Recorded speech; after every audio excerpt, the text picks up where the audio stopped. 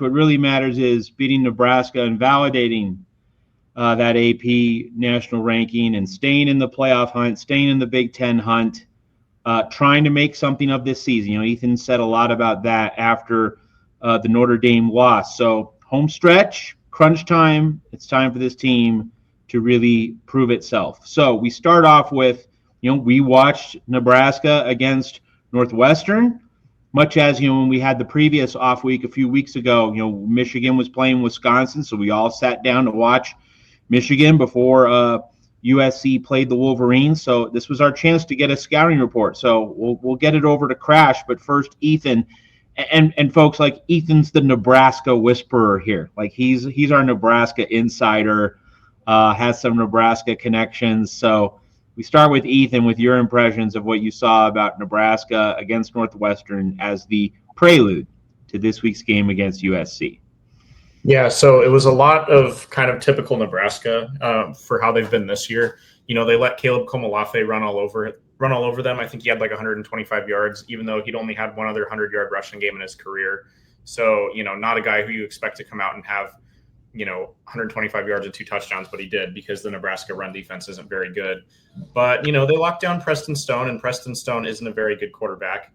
He's definitely one of the worst, if not the worst in the Big Ten. So it's not, insanely amazing to lock down Preston Stone, but they did a good job. They took advantage of the opportunities when it came their way. They picked off a couple passes.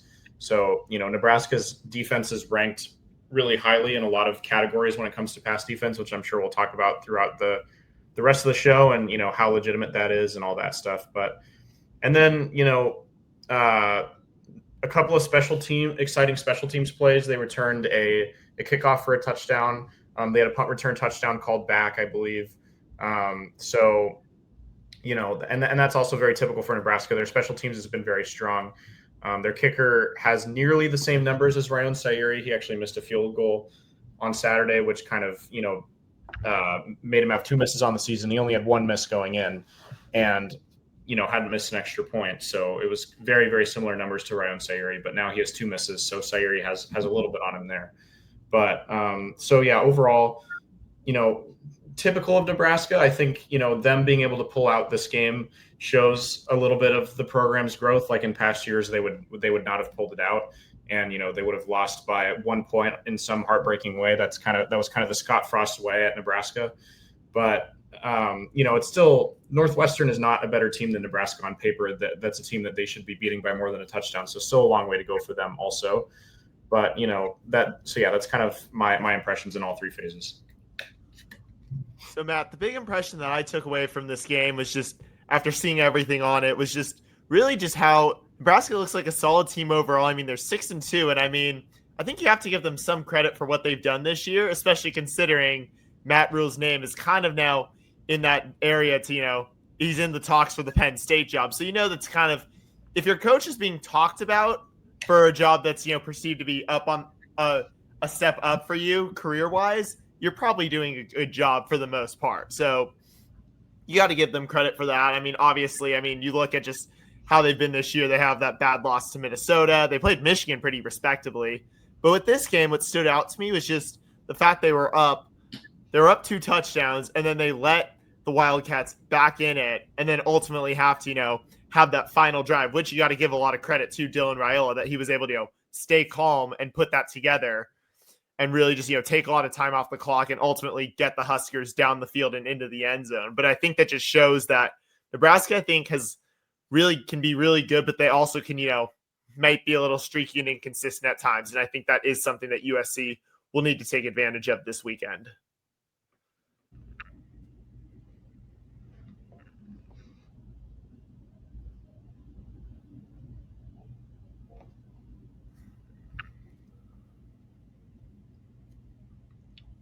Crash, Did you not hear anything? Cut off.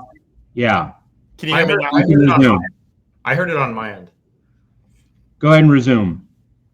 Okay, so apologies for the technical difficulties, but what I was saying about Nebraska is they look like overall they've been a good team this year. I mean, you got to give credit to Matt Rule for just what he's done there. And considering he's in talks for the Penn State job, that generally shows you're doing a good job as a coach.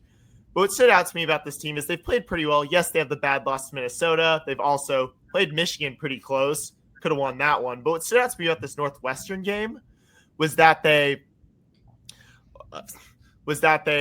were up 2 touchdowns and ultimately let Northwestern in, and then ultimately got the touchdown and ultimately allowed the Wildcats to get that 2-point conversion to tie it up at 21-all. But then you got to give a lot of credit to Dylan Raiola for leading that offense down the field and into the end zone, taking a lot of time off that clock and ultimately helping the Huskers get the win. So I was still impressive to see that, but still I think because of how inconsistent and streaky they can look at times, USC is going to need to take advantage of that if they want to win this weekend.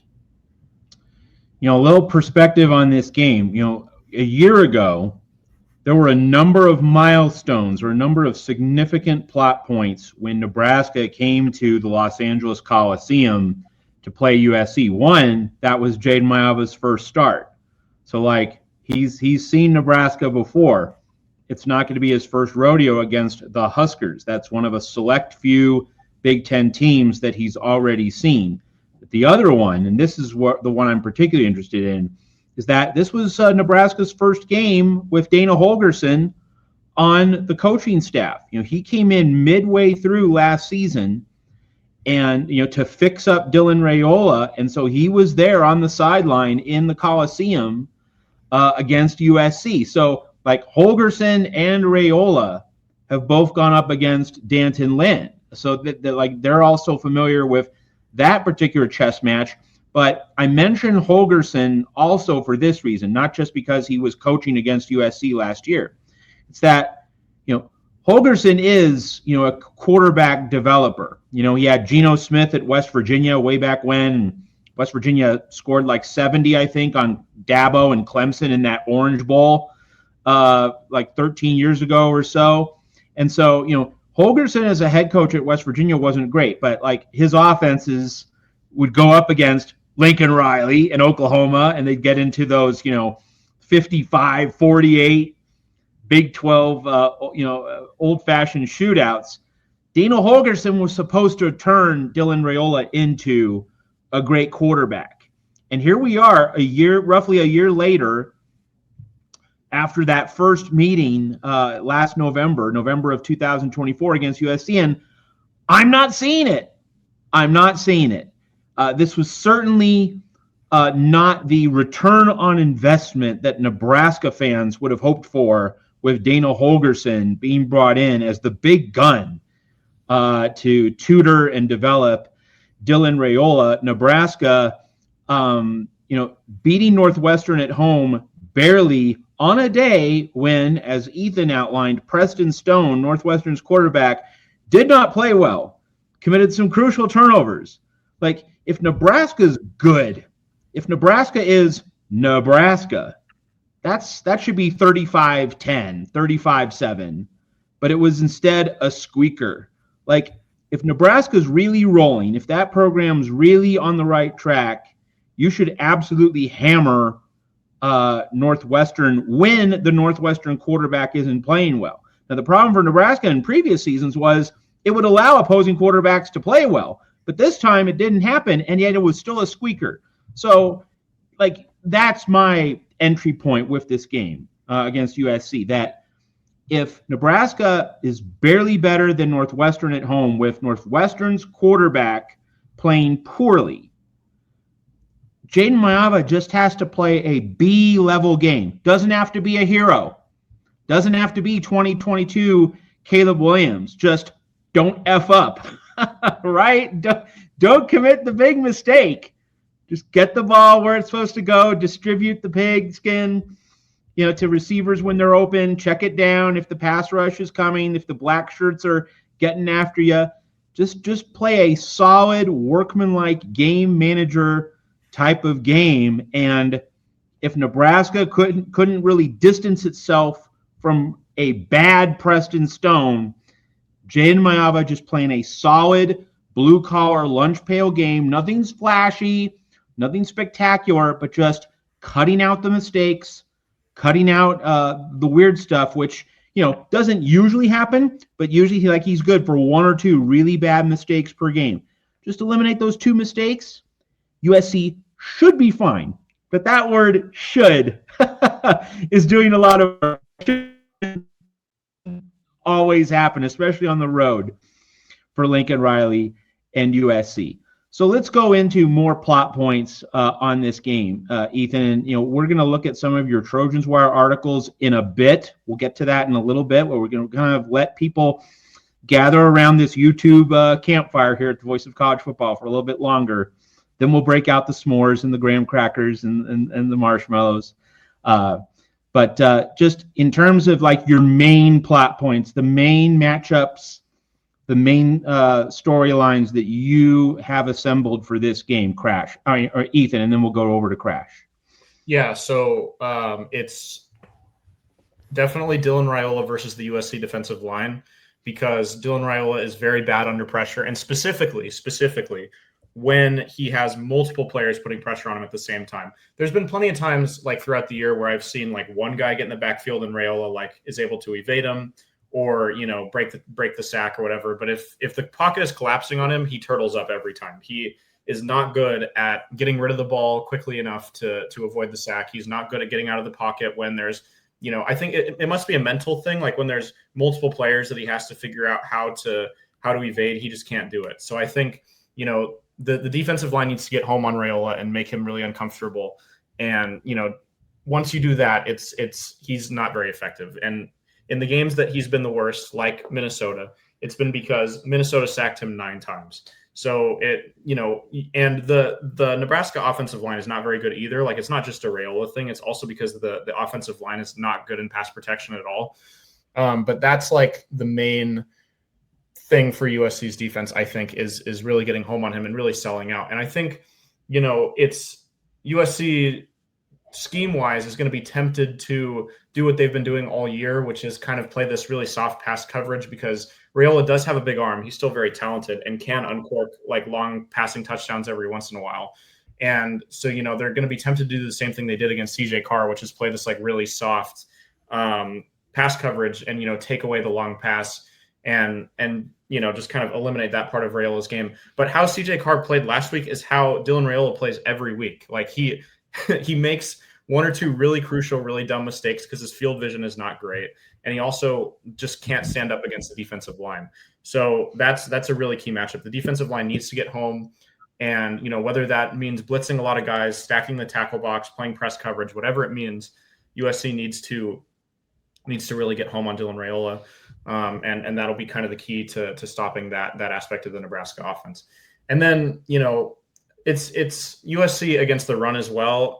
I think all the key matchups for USC are defense versus Nebraska's offense mostly. Because Emmett Johnson he's not super physical, but he is really elusive and great at breaking tackles and making double moves that make would-be tacklers miss. So USC needs to stay really disciplined in terms of trying to bring him down and not, bite on those double moves and let him kind of just skate around them. So that'll be really crucial as well. Offensively, I mean, USC just needs to establish the run, and then I think that they'll be okay. Kind of like you said, I think Maiyava can play a B-level game and USC can still win. The best quarterback Nebraska's played is probably Malik Washington of Maryland, who, is maybe a middle-tier Big Ten quarterback. They have great numbers in pass defense, but it's not like they've been playing anybody all that great. They did really well against Brendan Sorsby in week 1, of Cincinnati, and he's gone on to have a really good season. So that's probably the best quarterback they've played, but it was also week 1. So it's kind of like, and at a neutral site in Kansas City. So it's kind of like neither here nor there, in my opinion. But I think Maiyava can play a B-level game, and USC just needs to establish the run. And I think that King Miller will have a good day because the Nebraska run defense, like I said, is not very good. And they let players who have never had 100 yards in their life do pretty well. And King Miller did pretty well against Michigan, and the USC offensive line held up against Michigan. So I'm pretty confident that they'll be able to do it. But, for whatever reason they can't, that'll come back to bite them. I absolutely agree with everything Ethan's saying. I think just based on what I saw from this team this past weekend, just like it's really just obviously they're not Notre Dame, so it's not as like going to be as much of just nothing's going to work. But definitely USC does need to come ready. Like you said, Matt, I agree that Jaden Maiyava doesn't need to do anything fancy, but he also can't just just do anything stupid. Pretty much, I guess is kind of how I'd look at it. Is just play a steady game. Just don't get too streaky. And I think that's just really it's just going to be up to really like King Miller, just run the ball and especially just, really just take advantage of just a team that isn't going to be as strong as Notre Dame. It's going to be more, if not, it'll probably, I'm going to guess, be more like that Michigan game. I mean, if not, maybe a little worse, maybe not as tough, but just really just USC just needs, just kind of play that just really just out physical a team. Just beat them just in the trenches is really what I want to see, and just really just beat them with the run game. And then also I really would like to see maybe USC utilize Jade Mayava as well in the run game too, something we haven't seen that much of late, but I think could definitely add another element, especially when you consider both Wayman Jordan and Eli Sanders out. All right. Want to highlight a comment from Green Grass. Come on, man. You guys shouldn't sweat the small stuff. Nebraska's terrible. You blow them out by 30.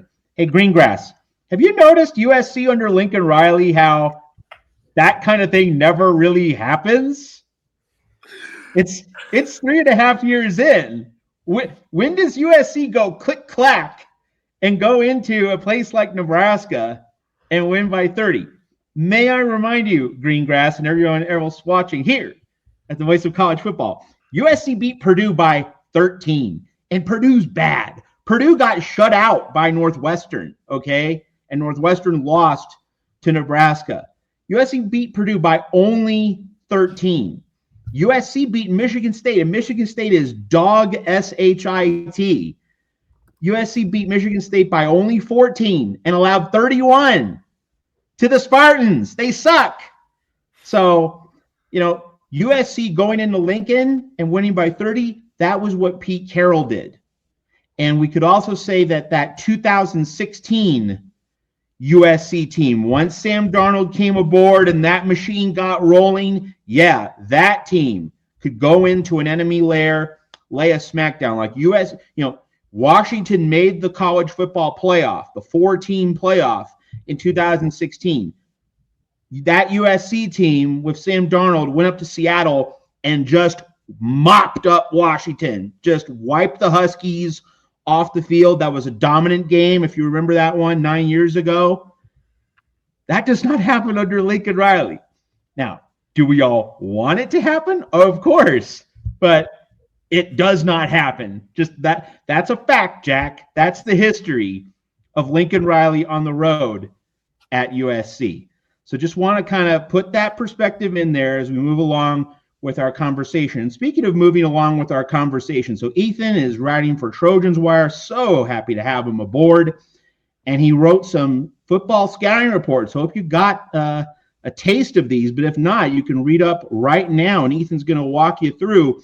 So, Ethan, let's start with the Nebraska offense against the USC defense, and what you're looking for and what fans can look for. Walk us through your article, starting with, as you briefly did allude to earlier, Dylan Raiola against the blitz. Yeah, so I think that, the thing that became obvious for me upon reviewing Nebraska film is that Dylan Raiola is especially bad against the blitz. And it's not like necessarily that he throws a lot of his interceptions against the blitz. Ironically, like he throws a lot of his interceptions when he's not under pressure and he just doesn't see the DB. But he just is not very good at evading the blitz. And, whenever he's blitzed, he pretty consistently takes sacks, and like it's not even necessarily like anything super complicated. It's not like he's faced super speedy pass rushers. It's just, they bully the Nebraska offensive line, and then they kind of bowl him over. So it's it should be advantage USC there. On paper, of course, and should is the key word, as we always like to say about USC on the road. But yeah, so that's kind of what I've seen from him. And then, I went on to mention in the article the Nebraska's pass protection woes, as I said.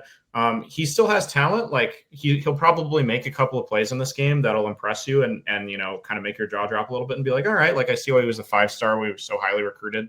But he's also going to make some really dumb errors, like probably throwing the ball right to Bishop Fitzgerald, who's just like sitting, waiting. It's like that's just kind of the plays that Raiola makes every once in a while, and that's what really frustrates Nebraska fans about him. His field vision's not very good.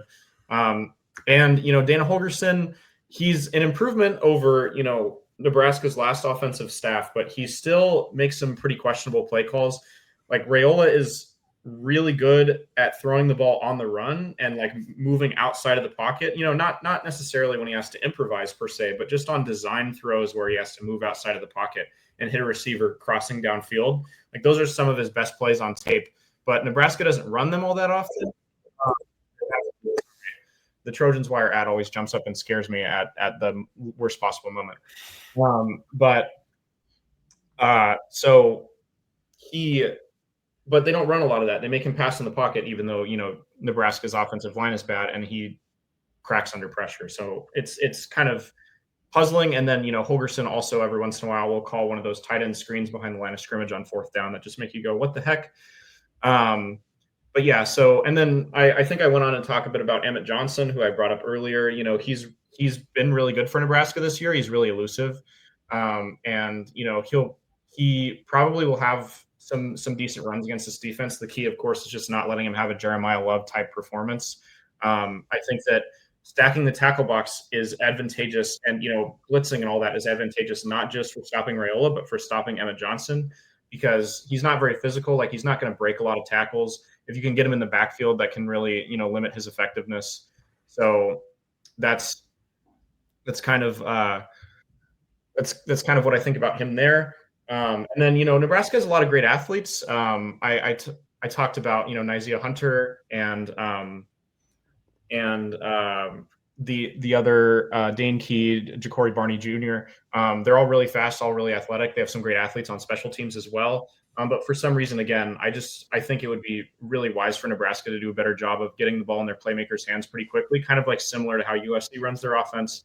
But they make Raiola, try to pass the ball in the pocket way too much. But, if USC is kind of giving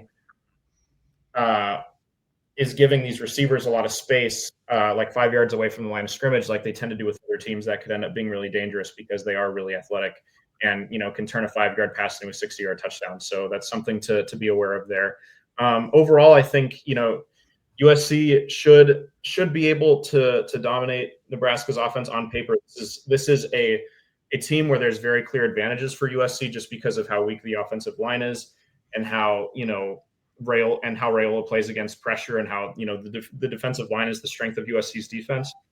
But, should is the key word, like I said. And also, if we're playing scared, if we're game planning scared, if we're game planning like we're afraid Raiola is going to throw an 80-yard touchdown every play, then we're not going to do so hot. So it's all about game planning correctly and playing aggressive defense, in my opinion.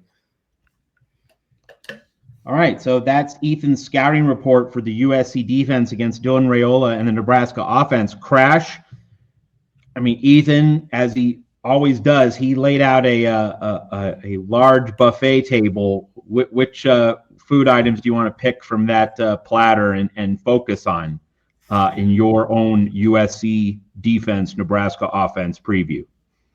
Well, Matt, I mean, when I go to a buffet, I do like to try everything. That said, though, I will do my best to limit myself. Sticking on that metaphor, that amazing metaphor we've been using the last couple of weeks when it comes to Ethan's reporting for Trojans Wire, which has been excellent, Ethan. I've been really enjoying your work. Thank you. Of course. But I think just really like to just try to just touch on everything. I think just really the big thing I think can be containing Dylan Raiola. I think just because it's like he's a dual threat. He's a good quarterback. He's got talent. He's just, I think, just struggled and just kind of like we were talking about earlier, has the, additions that Matt Rule's made to the offensive side of his staff really helped. Because, I mean, and there's also, I've been wondering, like, it was really interesting when they add Dana Holgerson, I think, roughly around this time last year. And then right before the game, they promote him to offensive coordinator and demote Marcus Satterfield to exclusively tight ends coach. I mean, that's always got to seem like a weird thing. It seems like usually if you want someone to not be at the job, you gotta just kick them out completely. But I'm not the head coach of Nebraska, so I'll leave that decision to Matt Rule. But I think it's just really, USC's got to, find a way to contain Raiola and not let him, just have a game where he can just, do what he wants, because that's what's gotten USC in trouble against quarterbacks that aren't as talented or haven't been having good games, especially in both their losses. I mean, in both cases with both CJ Carr at Notre Dame and Luke Altmaier at Illinois. So I think really this game is all about just USC needing to just really find a way to containing Raiola to make sure that he's uncomfortable and really just, I think, just put the pressure on him early so that way he struggles, and then that way just the team's out of rhythm. Because, I mean, when you saw USC did that against Michigan, granted, Justice Haynes got injured that game, but still, just when they put the pressure on Michigan early, it just made things really tough for the Wolverines, and that was ultimately why USC was able to prevail. So I think just a really strong defensive start is what I really am taking away from just everything that we've been discussing. My point of focus in this game, it's all about the defensive line for USC. And Jeff Rodriguez is saying, please just sell out for the run. Sell out for the run or not, whether USC loads the tackle box or not. I think the relevant point here is that C.J. Carr of Notre Dame did not play well. Like, Notre Dame's passing game was not very good. Like, it did not perform well. It has talent. There's a capability to do really well, but that Notre Dame passing game was not very good against USC. You would think that in a big boy game, primetime, national television, all the chips on the table, high stakes poker, that if your opponent can't throw the ball well, that you can at least contain the run. Maybe not stop it cold, maybe not smother it, but you contain it. Like, you don't get absolutely walloped. USC got absolutely walloped. Over 300 yards rushing allowed. Can USC, if the opposing quarterback is not throwing the ball very accurately or consistently, you should be able to keep an opposing running game. And look, I'm not asking too much here. Under 150 yards. I'm not talking under 100. Just under 150, right? You're just not giving up chunk play after chunk play. You're not getting gashed on 3rd and 8, 3rd and 7 repeatedly, as USC was against Notre Dame. So this is a time for USC's big uglies on the defensive side of the ball to take it personally. Like, that is the unit that absolutely has to stand tough and tall. Nebraska fans know that their offensive line got shoved around by Minnesota. So it's another comparison with Lincoln Riley and USC. If USC can't even at least come close to what Minnesota did with its defensive front against Nebraska, then what are we doing here? What is the point, right? So to me, this is a defensive line game. Guys need to get all snot-nosed and nasty and take a stand. Certainly, coming off another week off, you had 2 weeks to prepare for this game. Like, if USC doesn't have steam coming out of the nostrils and the ears, something's wrong. But, I think Jeff Rodriguez and myself, we both fear, there won't be steam coming out of the nostrils and ears, and it's just going to be another ordinary performance, letting Nebraska hang around, and this game is going to be too close for comfort at the end. All right, so we did Ethan's scouting report at Trojans Wire, USC defense versus Nebraska offense. Now let's flip it the other way. Now let's go to the USC offense against the Nebraska defense. And Ethan, you can walk everyone through your other USC-Nebraska scouting report at Trojans Wire. Yeah, so in this one, I kind of started with how I started on Nebraska's defense this past time, is that Nebraska, in the stat sheet and all that, has one of the best pass defenses in the country. They and it's because they are good in pass coverage. Like, they haven't gotten a ton of turnovers. They don't get a ton of sacks. I think they have 12. The USC's 21. They just have good guys on the back end who really lock down opposing receivers. And like I said, that's partially because they haven't really played any quarterbacks that are very good.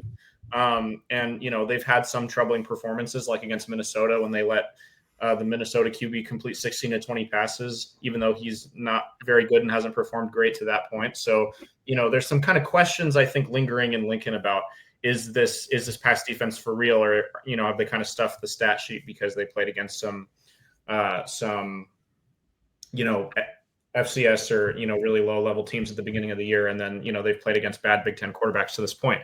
Mayaba's quite easily the best quarterback they've played so far.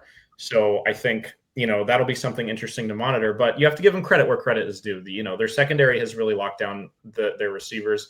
And that's led by former Trojan Sierra Wright. who is having a great year. I believe he leads the team in pass breakups, and he's a full season captain for them. So it's, kind of cool for him to kind of be able to emerge in that leadership role on that defense. And, I think most Trojan fans are probably happy for him, but so he's someone to pay a little bit extra close attention to, just because, he's significant to the USC fan base. And so we'll see how he does.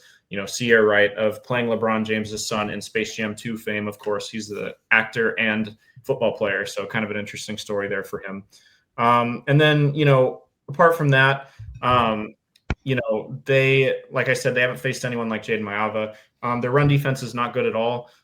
They let a lot of running backs who, don't typically put up big stats put up big yards and big touchdowns, have huge games like Caleb Komolafe this past week. So, establishing the run should, and again, I said should because both sides of the trenches, I'm just going to say should in relation to this game, because we all remember Illinois and how we all came on this podcast and were like, oh, Illinois' offensive line is terrible. USC should, be able to make Luke Altmaier uncomfortable and rack up all the sacks. And then, USC's offensive line should also dominate. And the offensive line was okay, but the defensive line didn't do anything like that. So, I think that also kind of speaks to why we're tentative about all this. But anyways, King Miller should be able to kind of rebound and have a great game. Hopefully Brian Jackson is healthy. That's kind of it on their defense. They're good against the pass, but it's exclusively because they're good in coverage. Maiava should have time. They don't get home a lot. They also don't have a kind of number one guy on the defensive line. I think that, the guy who has the most sacks on the team has 2. So it's not like, they have some dominant defensive lineman who USC needs to look out for either. So, I feel good about USC's offensive line in this game. And I feel good about, the time that Maiava is going to have and that he'll be comfortable in the pocket. And I feel good about them being able to establish the run. It'll be interesting to see, how Maiava plays against these corners. And he's going to need to stay patient, and he's going to, like you said, Matt, need to not force anything and not make those mistakes because, they are a good secondary and they will make it tough on you. But I think that, there's still a lot of advantages that USC has. And, with all of their talent, especially, they should have the advantage on paper. But again, we use that qualifying word should. All right. So plenty to consider from Ethan's other scouting report at Trojans Wire. Crash, from all the things that Ethan mentioned, what are you really focusing on in this particular matchup between the USC offense and the Nebraska defense this Saturday? Matt, I think USC's really got to focus on the run game and really just try to, take advantage of Nebraska's D-line just not being as strong as like the D-line of Notre Dame. And I think even with, King Miller and Brian Jackson, I think USC is more than capable of, taking care of that. And even though obviously Nebraska's got a good secondary, I think when you have receivers like Kai Lemon and Jacoby Lane, I think that's probably, a step up. They're two of arguably the best receivers in the country. So I'd like to see how Nebraska's secondary does. So I don't think USC should be afraid to, also take advantage of the passing game too. That said, though, obviously, even if, Nebraska is keyed up on Lemon and Lane, I wouldn't be opposed to USC trying to utilize a third guy like they did with Tanu Kynes a little bit against Notre Dame. I thought that was kind of smart. I mean, it worked at times and was really, I think effective, especially because Lemon and Lane struggled because Notre Dame was really just putting most of their focus on those two guys, especially Lemon. So I think that's an opportunity there. Not saying maybe to the same extent that they kind of did, especially in that first half of the Notre Dame game, but especially just making it so that way it's like, you at least force them to have to guard a third person and try to beat them there. And then if they do move to that guy, then that does help open up Lemon and Lane. But even still, despite what I've said about the passing, I think it's really about just beating them with the run game. I'm going to jump in real quick just because I really like this comment from Brian Jacob about Maiava running the ball more. I do too. Yes.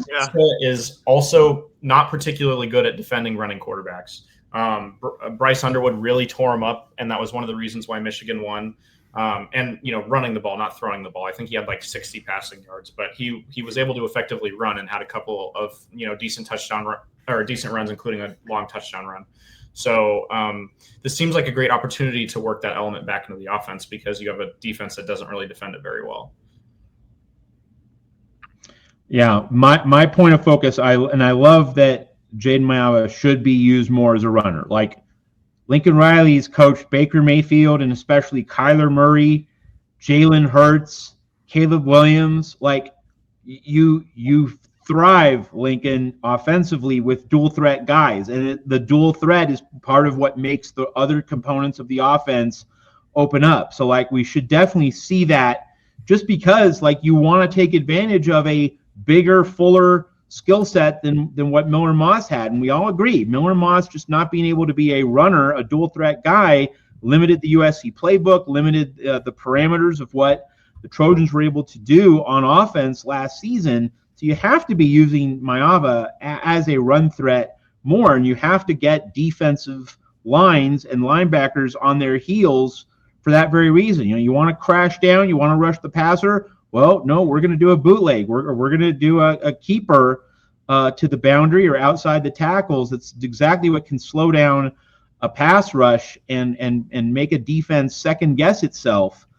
So amen to that. The two other really big points. One is, I think this is a big time tight end game for USC, because if the Nebraska secondary is as good as Ethan says it is, and I trust Ethan's analysis. Again, like Ethan follows Nebraska pretty closely.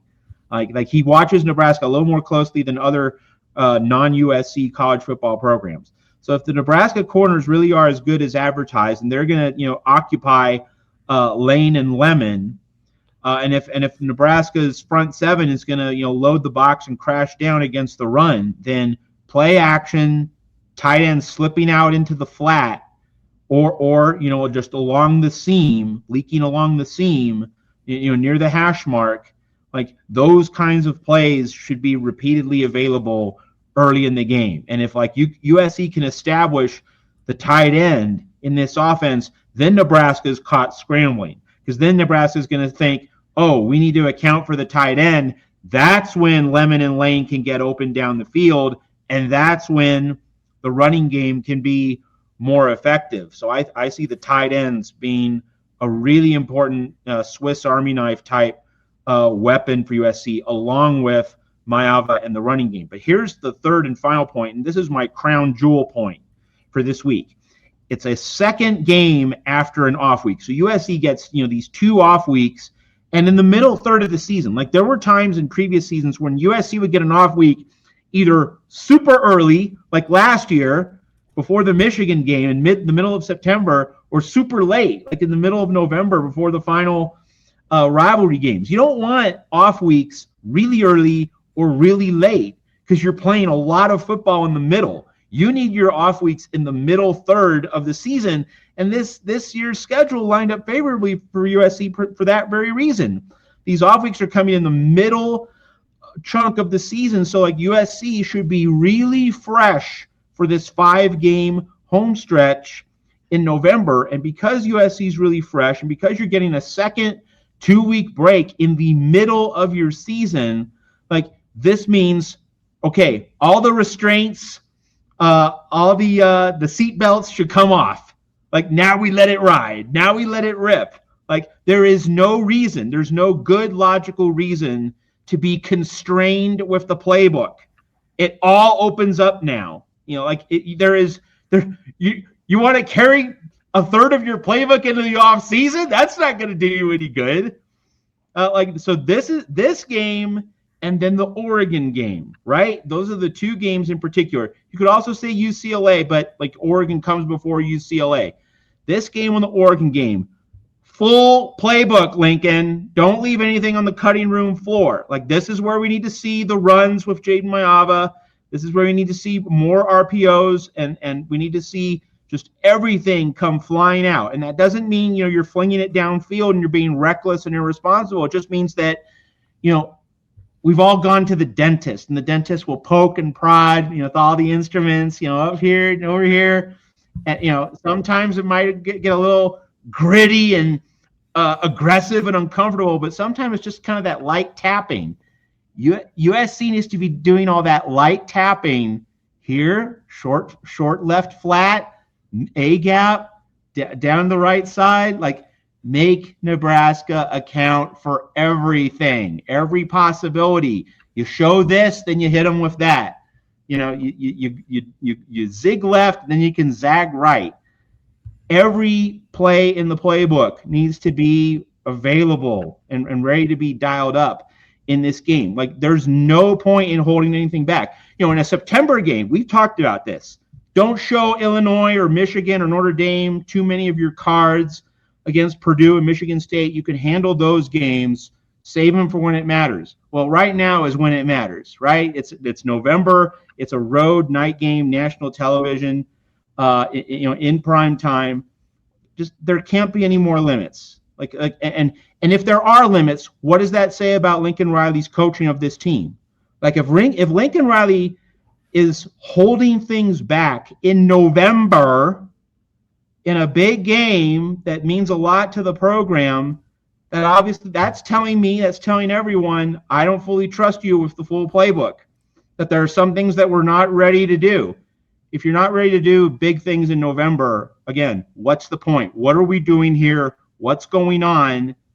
It is not in the right